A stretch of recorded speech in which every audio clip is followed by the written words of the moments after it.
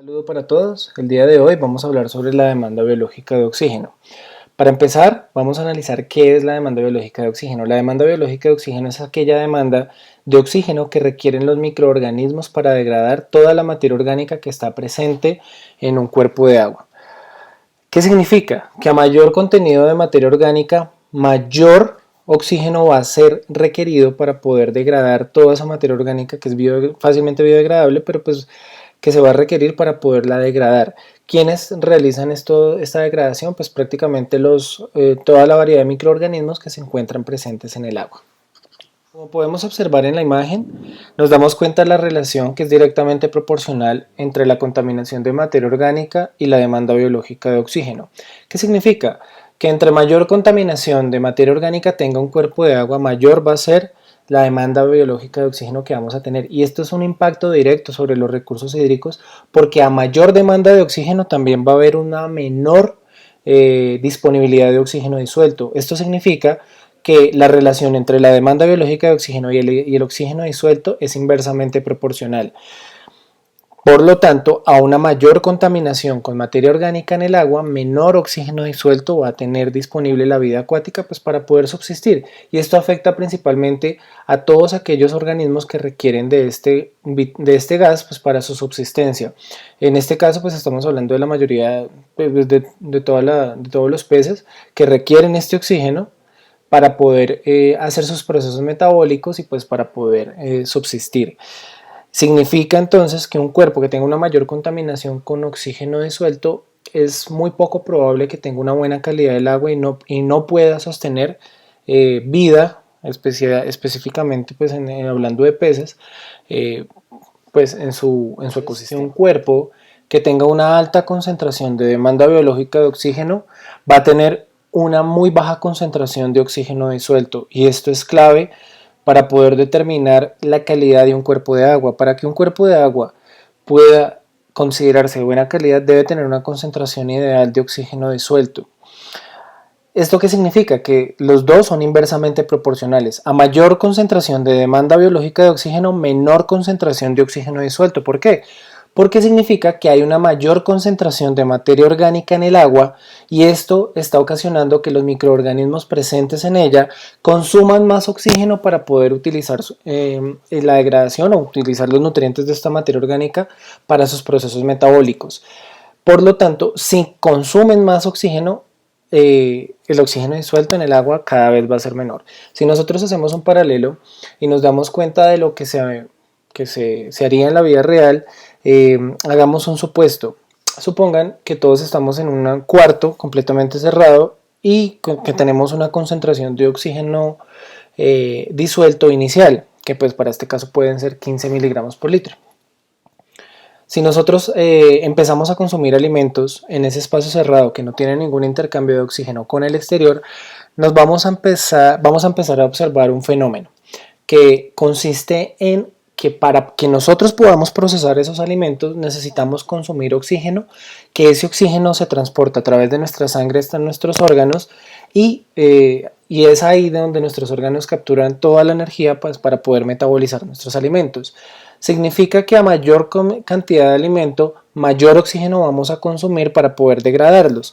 ¿Qué significa? Que si no hay un intercambio con el exterior, el oxígeno disuelto a medida que pasa el tiempo va a ser mucho menor de acuerdo al oxígeno inicial. ¿Por qué? Porque hay una mayor cantidad de materia orgánica, por lo tanto estamos comiendo o consumiendo estos alimentos y para metabolizarlos necesitamos este oxígeno, y esto automáticamente aumenta la demanda porque al haber mayor disponibilidad de alimentos aumenta esa demanda de oxígeno que necesitamos para poder degradar esos alimentos, pero como no hay un intercambio de oxígeno con el exterior, el oxígeno inicial que estaba en nuestro organismo tiende a decrecer. La orgánica presente en el agua, dentro de la contaminación que puede llegar a tener el agua, podemos encontrar dos tipos de materia orgánica. La primera, que es la que estudia la demanda biológica de oxígeno, es la materia orgánica que es fácilmente biodegradable. Es una materia orgánica que por su composición química y su estructura ramificada de carbonos es tan simple que los microorganismos presentes en el cuerpo de agua pueden llegar a degradar esa materia orgánica, romper esos enlaces y utilizarlo para sus procesos metabólicos.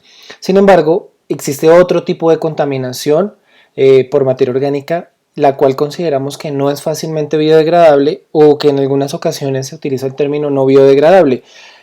Es toda aquella materia orgánica que por sus pesos moleculares elevados o sus cadenas ramificadas, los microorganismos, sus cadenas ramificadas tan complejas, los microorganismos no pueden entrar a romper esas cadenas de carbono y para que se llegue a degradar por completo y que los microorganismos la puedan metabolizar, pues puede pasar un tiempo mucho más prolongado, estamos hablando de meses e inclusive de algunos años.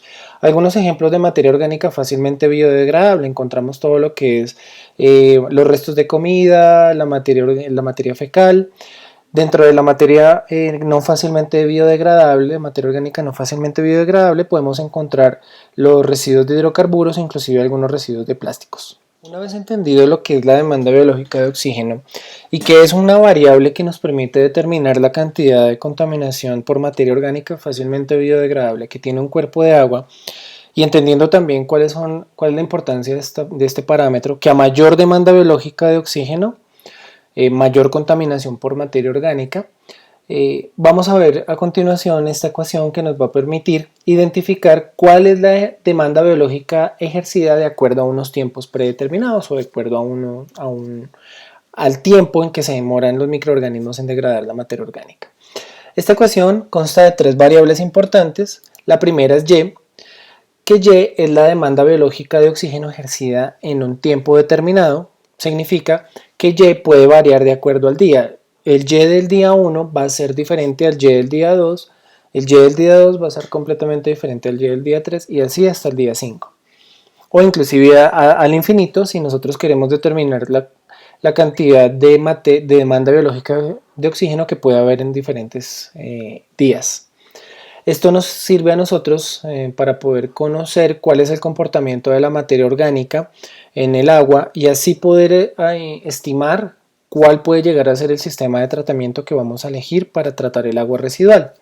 L es la DBO carbonácea, o en otras palabras, es la cantidad de materia orgánica que es susceptible de ser degradada por los microorganismos.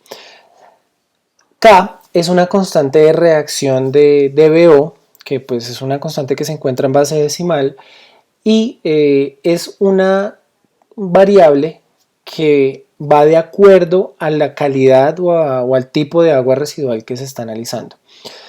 Este valor K se puede sacar analizando la cinética química de degradación de los microorganismos, o también ya se han hecho varios estudios y se han determinado algunos valores de K para determinar cuál puede llegar a ser de acuerdo al tipo de agua residual. Para este caso nosotros vemos agua doméstica débil, aquí ya tenemos algunos, los cuales vamos a utilizar, que es de 0,152. Este valor de K aplica directamente cuando tenemos aguas domésticas de un hogar que no son tan complejas, que vienen directamente del lavado de ropa o directamente de los baños.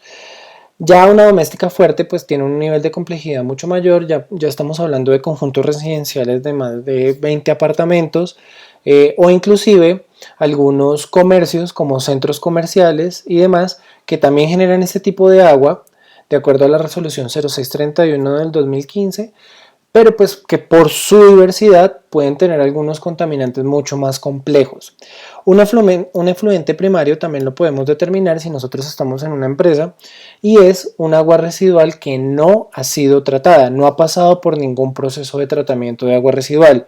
Y un efluente secundario, a diferencia del efluente primario, ya es un agua residual que ha pasado por un proceso de tratamiento de aguas. Entonces esos son los valores K que vamos a manejar en el curso de vertimientos, y es importante que tengamos en cuenta que esta variable K varía de acuerdo a el tipo de agua residual que nosotros estemos tratando. 1 y 10 son constantes que se manejan en la ecuación, no van a variar, vienen dadas de un proceso de despeje de ecuaciones, y este valor de 5 es importante que lo tengan en cuenta. ¿Por qué? Porque va variando de acuerdo al día que yo quiero analizar. Ejemplo, si yo quiero analizar el día 5, quiero analizar la demanda biológica de oxígeno en el día 5, el valor que debe ir acá debe ser 5. Por el contrario, Si yo quiero analizar la demanda biológica de oxígeno en el día 1, el valor que debe ir acá debe ser 1. Y esto es importante que ustedes lo tengan en cuenta al momento de desarrollar los ejercicios. Una vez entendido este concepto, es importante apropiarlo y para esto vamos a explicarlo en la gráfica.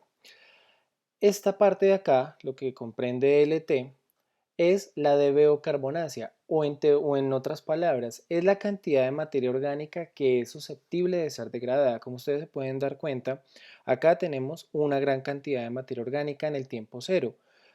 Eso significa que no ha empezado a ser degradada por los microorganismos. Una vez arrancamos, con el tiempo, los microorganismos empiezan a consumir esa materia orgánica. Como ustedes se pueden dar cuenta, la cantidad de LT empieza a reducirse, ¿sí? Mientras que la demanda de oxígeno empieza a aumentar. Esto se debe a que una vez van transcurriendo los días, los microorganismos encuentran toda esta materia orgánica disponible y empiezan a consumirla, empiezan a degradarla. Por lo tanto, su demanda de oxígeno empieza a aumentar. Para apropiar ya este concepto, vamos a desarrollar el taller 6. Ese taller 6 consta de un estudio de caso que vamos a analizar con detalle. Para el estudio de caso les traigo la empresa de Cárnicos Arsan, que pues es un estudio de caso que la empresa quiere realizar un análisis de laboratorio de sus vertimientos. Al hacer esos análisis de laboratorio, obtiene que su DBO5, ojo con ese dato, su DBO5 es de 580 miligramos por litro. Analicemos nuevamente la gráfica anterior. Significa que en el día 5 la demanda biológica de oxígeno es de 580 pilas. Estamos hablando debajo de la curva.